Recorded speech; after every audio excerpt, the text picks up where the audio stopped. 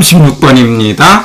36번은 평가에 관한 규칙상 시장가치 기준에 관한 설명으로 틀린 것 했어요.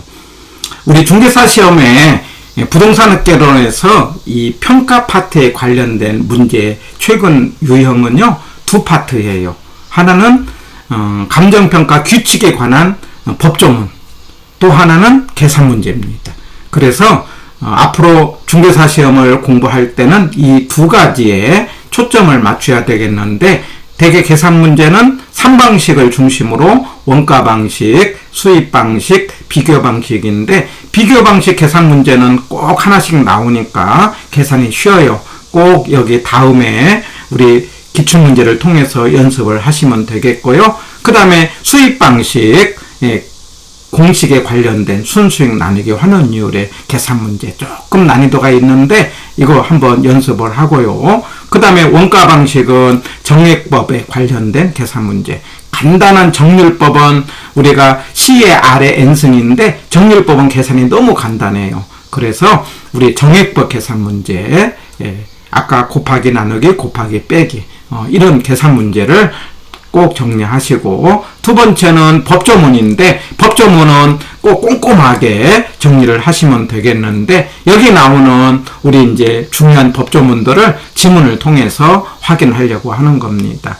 36번은 법조문 5조에 관련된 이제 법조문 문제입니다. 시장가치 1번. 대상물건의 평가액은 시장가치를 기준으로 결정한다. 이게 맞죠? 그래서 시장가치 그러면 5글자 우리 통, 충, 정, 자, 성 이렇게 5글자 기억을 합니다. 통상적이다, 충분하다, 정통하다, 자발적이다, 성립될 가능성이 높다. 다시요. 글자의 뜻보다는 의미로 글자를 딱 기억을 하는 거죠. 통상적이다, 충분하다, 정통하다, 자발적이다, 성립될 가능성이 높다. 이 5글자가 나오면은 우리 시장가치인데, 이 5글자 가운데서 가운데 2개가 없어요.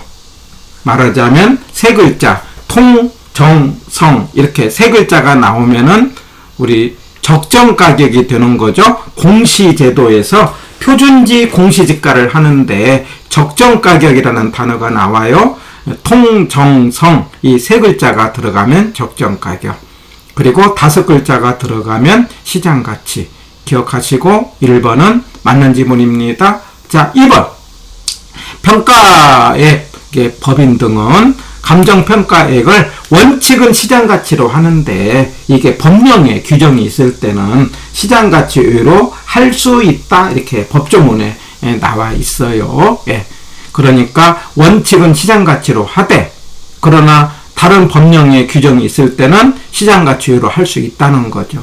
3번도 마찬가지. 사회 풍념상 필요하다고 인정할 때는 시장가치 외로 할 수 있다. 예외적인 거죠. 할 수 있다. 4번도 마찬가지예요. 의뢰인이 요청할 때도 시장가치 외로 할 수 있다. 이렇게. 그런데 문제는 의뢰인이 요청할 때 시장가치 외로 이제 가격을 정할 때는 그 외의 특징을 검토를 하라 되어 있어요. 이게 틀렸는데, 이제 이게 무슨 말이냐?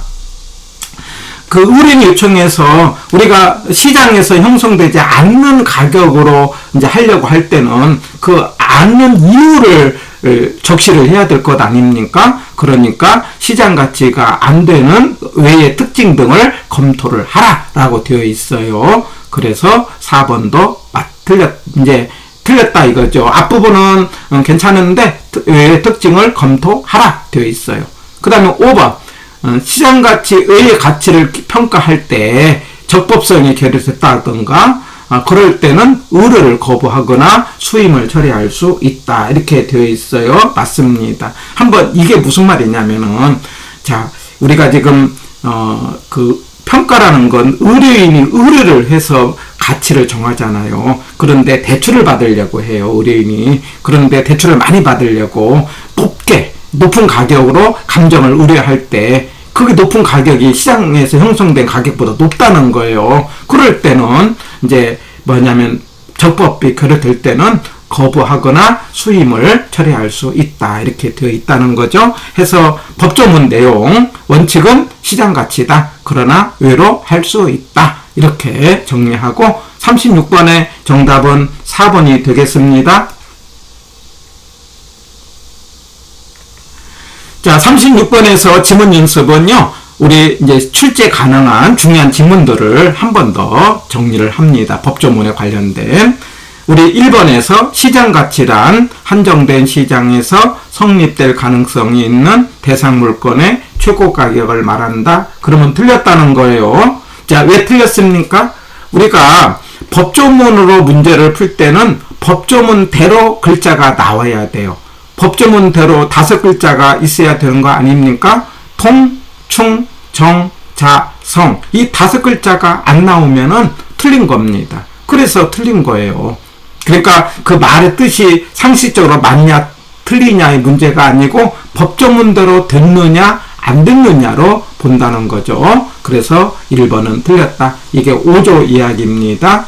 자, 2번은 6조 이야기인데, 감정평가는 기준 시점, 항상 기준 시점이라는 것은 평가의 기준이 되는 날짜를 기준 시점이라 하고, 가격 조사가 완료된 날짜죠. 예, 그럴 때 이제 그 현황, 현재 상황을 말하는데 불법적이거나 일시적인 이용, 공법의 제한을 받는 상태를 기준으로 한다. 이건 맞습니다. 그러니까 현황, 그 현재, 언제 현재, 기준 시점에 현재 상태대로 가격을 정하라. 이렇게 되어 있어요. 공법은 인정하지만 사법은 고려 대상이 아니다라는 말을 기억하고 2번은 맞고 6조 이야기입니다. 그 다음에 3번은 7조 이야기죠. 그래서 하나의 물건이라도 가치를 달리한다. 이런 말이 나오면은 구분하여 평가할 수 있다. 맞죠? 우리 7조에서 제가 평가는 한 개를 한 개로 한다. 이걸 개별로 하죠. 물건 한 개당 이제 가격 하나가 원칙이죠. 원칙. 그런데 우리가 두 개를 하나로 할 수 있죠. 예, 이걸 일괄이라고 하는데 그럴 때는 말하자면 일체로 거래된다던가 불가분의 관계가 있을 때는 두 개를 하나로 할 수 있다. 예. 그 다음에 한 개를 두 개로 하는 것이 구분이죠. 예. 이럴 때는 가치를 달리하는 이 말이 나오고 구분이고 할 수 있다죠. 예외죠. 예, 맞습니다. 그 다음에 한 개를 2분의 1로 할 수 있다. 부분이죠. 부분. 그럴 때는 일부분에 대해서 이제 가치를 평가할 수 있는데 제가 기본적으로 이제 수용할 때 보상을 해주는 과정에서 수용된 일부분만 평가할 때는 부분평가다. 이렇게 이야기하고 한 개를 2분의 1로 하는 것이 부분평가다. 3번은 맞습니다. 그 다음에 4번과 5번 대단히 중요한데 이때의 4번은요. 이건 아직은 출제가 안 됐는데 얼마든지 출제될 가능성이 있어요. 자, 감정평가란 토지 등의 시장 가치를 판정하여 그 결과를 가액으로 표시하는 거다. 자, 이게 틀렸는데요. 조심할 것은 여기서 평가는 가치를 가액으로 표시하는 건 맞아요. 그런데 시장 가치가 아니에요. 경제적 가치입니다. 그러니까 감정평가는 감정평가에 관한 이제 법에서 말하자면 시장 가치가 아니고 경제적 가치를 판정하여 그 결과를 가액으로 표시하는 것 꼭 기억합니다. 시장 가치가 아니라는 것, 경제적 가치. 예.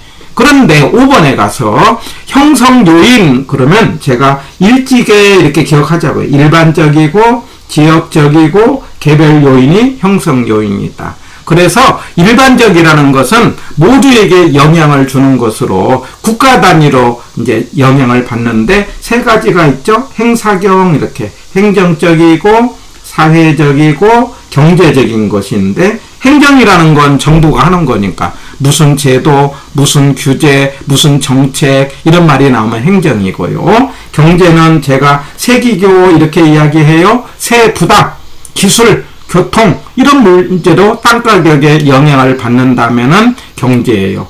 자, 나머지는 사회인데 아마 이런 정도는 한번 물어볼 것 같아요. 만약에 요즘처럼 지방에 인구가 줄어들어서 지역의 땅가격에 영향을 받는다면은 무슨 요인인가? 사회적 요인 이렇게 말할 수 있죠. 바로 이런 일지계를 형성 요인인데 중요한 것은 여기서 시장 가치가 아니고 경제적 가치입니다.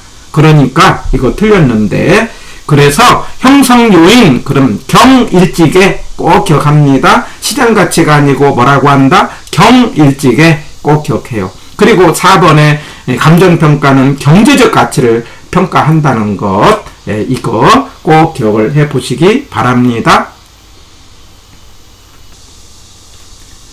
자, 6번에서 균형의 원칙 그 다음에 적합의 원칙 대단히 중요한데 우리가 건물에 있어서 안에서 어울린다 그러면 균형이고 어울리지 않으면 가격을 깎을 때 기능적 감가죠. 그 다음에 주변과의 관계를 따지는 게 적합의 원칙이고 어울리지 않을 때 주변과 어울리지 않을 때 가격을 깎는 게 경제적 감가죠. 그래서 우리 균형의 원칙에서 뭐냐면은 구성 요소의 결합에 관한 내용으로 여기까지는 맞는 거예요. 그런데 이게 어울리지 않을 때는 경제적 감가가 아니라는 거죠. 무슨 감가다? 기능적 감가다. 그래서 우리 기억. 균형은 기능적 감가 그리고 개별 분석할 때 판단한다는 거 대단히 중요해요. 내부적인 것 균형 그리고 기능적 감가 우리 두 가지라고 그랬죠. 설계, 설비, 디자인 또 땅과 건물의 부정 문제는 기능적 감가다. 그리고 무슨 분석할 때 이 문제 확인한다? 개별 분석할 때. 그 다음에 7번 최고 최선의 이용 이걸 최이호 이용 그래갖고 주 용도로 이용되고 있는데 이게 땅이 좀 이제 필요한 면적 이상의 남는 땅인데 남는 땅이 두 개가 있어요. 잉여 토지가 있고요. 초과 토지가 있어요. 자, 그런데 이 남는 땅이 독립적으로 이용할 수 있다 그러면 잉여 토지가 아니고 초과 토지 이렇게 해야 돼요. 이거 틀린 겁니다. 그래서 제가 이렇게 이제 말을 합니다. 남는 땅을 두 가지 양이 있는데 그게 팔 수 있다. 팔 수 있다는 개념은 다른 걸로 이용할 수 있다. 이런 개념은 초과 토지. 팔 수 없다. 그러면 잉여 토지 기억합니다. 7번은 X. 그 다음에 8번 시장가치, 사용가치. 사용가치는 뭐냐면 사용에서 오는 만족이죠. 대가는 임대료죠. 그런데 우리가 교환가치는요 시장에서 만들어지는 팔았을 때 오는 만족이죠. 여기는 뭐냐면 대가는 가격이죠. 그래서 사용가치와 교환가치는 다른 개념입니다. X. 다시요. 사용가치는 사용에서는 만족으로 대가는 임료. 그 다음에 교환가치는 팔아서 시장에서 매도될 때 형성되는 교환가치. 이건 유사한 개념이 아니고 다르다. X입니다. 조금 어려운 것은요. 우리가 교환가치와 시장가치와 맥을 같이 하고요. 그 다음에 사용가치는 투자가치와 맥을 같이 합니다. 그래서 우리 투자가치 그러면은 내 생각 이런 말을 했어요. 시장가치 그러면 시세입니다. 그래서 교환가치의 근거는 시장가치와 연결하고 투자가치는 사용가치의 근거를 두고 있다. 이 연결 대단히 조금 어려운 지문이니까 우리가 투자가치가 시장가치보다 클 때 투자하자. 우리 앞에서 이야기할 때 기호투시 이런 말이 한 적이 있어요. 사용가치와 투자가치, 교환가치와 시장가치 이 관계를 꼭 기억을 합니다. 8번은 X. 9번 부동산의 가치는요. 장래 이익의 현재 가치 이렇게 하나 암기합니다. 이것도 중요한 개념이니까는요.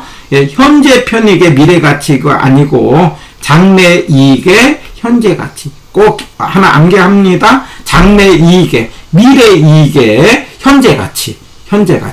환원이라는 것은 미래 돈을 현재로 가져오는 거죠. 그래서 부동산의 가치의 정리는 소유에서 비롯되는 장래 편익의 현재 가치다. 꼭 기억하고 9번은 X. 그 다음에 10번 인근지역 그러면은 제가 속한 지역이죠.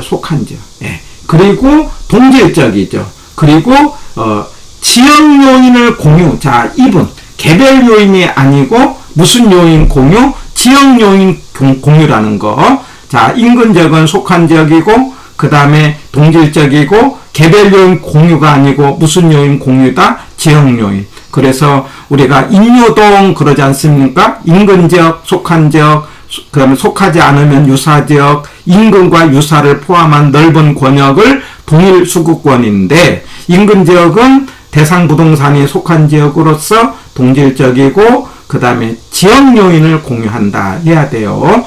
중요합니다. 그런데 우리가 이제 동일 수급권은 대체 경쟁 관계가 대상 부동산과 대체 경쟁 관계가 있으면서 인근 지역과 유사 지역을 포함한다. 이런 말이 나오면은 동일 수급권이다. 인유동 지역은 인유동이다. 그리고 이제 우리가 분석을 할 때 결론적으로 선지표 후계체 이렇게 하자고 그랬죠? 예. 먼저 지역 분석 표준적, 나중에 개별 분석 최요용 이렇게. 분석은 뭐 하는 것? 선지표 후계체 하는 것. 먼저 지역 분석 표준적. 그리고 이제 여기서 적합 경제적 감가 거시적. 그 다음에 나중에 개별 분석 최요용 균형 기능적 감가 미시적 부분적. 이렇게 선지표 후계체 기억하셔갖고 중요한 법조문 정리를 했습니다.